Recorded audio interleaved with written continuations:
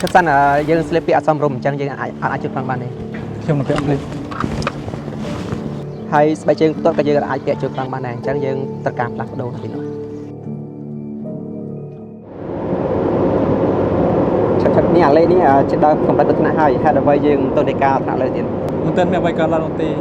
viên là dứt pe mà sao làm viên là vay cả lại nha dương cô ta biết cái trên một dương một tiếng vang đôi này hạt cá bị tràn đầy nó thì này miền rừng thay mày nâng mừng score chỉ tràn nó pe nốt nhom có riêng chụp bóng thịt đấy rồi dương mình sẵn xong sầm đập càng nghe này men thế men hơi thua với con mình sơn tới đây đây nhiều mình quay thế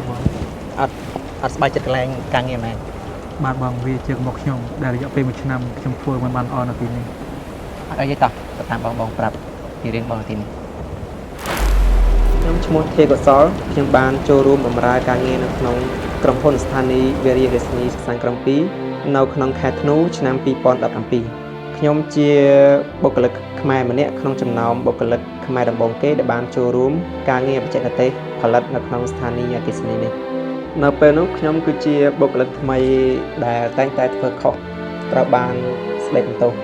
លោកគ្រូចិនរបស់ខ្ញុំដែលជាវិស្វករអគ្គិសនីចិនដ៏ឆ្នើមនិងមានបទពិសោធន៍ម្នាក់ក៏បានយកឯកសារទាំងនោះមកបង្រៀនខ្ញុំនៅចំណេះដឹងជាច្រើនមួយជំហានដងមួយជំហានដងអ្វីត្បិតតែលោកគ្រូតឹងរ៉ឹងបន្តិចមែនប៉ុន្តែដោយសារការណែនាំយកចិត្តទុកដាក់របស់គាត់ធ្វើឲ្យខ្ញុំមិនព្រមចោះចាញ់ឡើយក្រោយមកខ្ញុំបានខិតខំសិក្សាហើយបានឱកាសទៅសិក្សានៅប្រទេសចិនជាមួយមិត្តរួមក្រុមការងារការធ្វើដំណើរទស្សនកិច្ចធម្មពលអគ្គិសនីថ្មីនោះគឺជាបទពិសោធន៍ដែលមិនអាចបំភ្លេចបានសម្រាប់ខ្ញុំ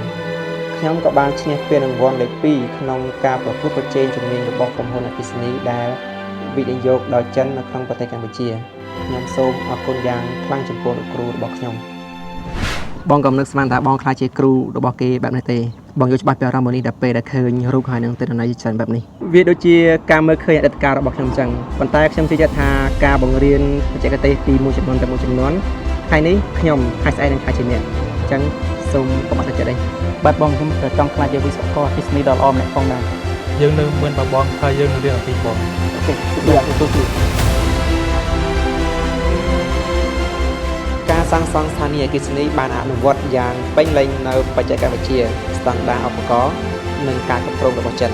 គំនូររចនាទាំងនេះបង្ហាញអំពីរចនាសម្ព័ន្ធស្ថានីយ៍ធម្មពលដែលអាចជួយឲ្យយើងយល់ដឹងអំពីស្ថានីយ៍ធម្មពលប្រកបដោយប្រសិទ្ធភាពនិងជាមូលដ្ឋានគ្រឹះសម្រាប់ការសិក្សាបទពិសោធន៍ប្រតិបត្តិការហើយនិងការថែទាំប្រទេសខាងមុខ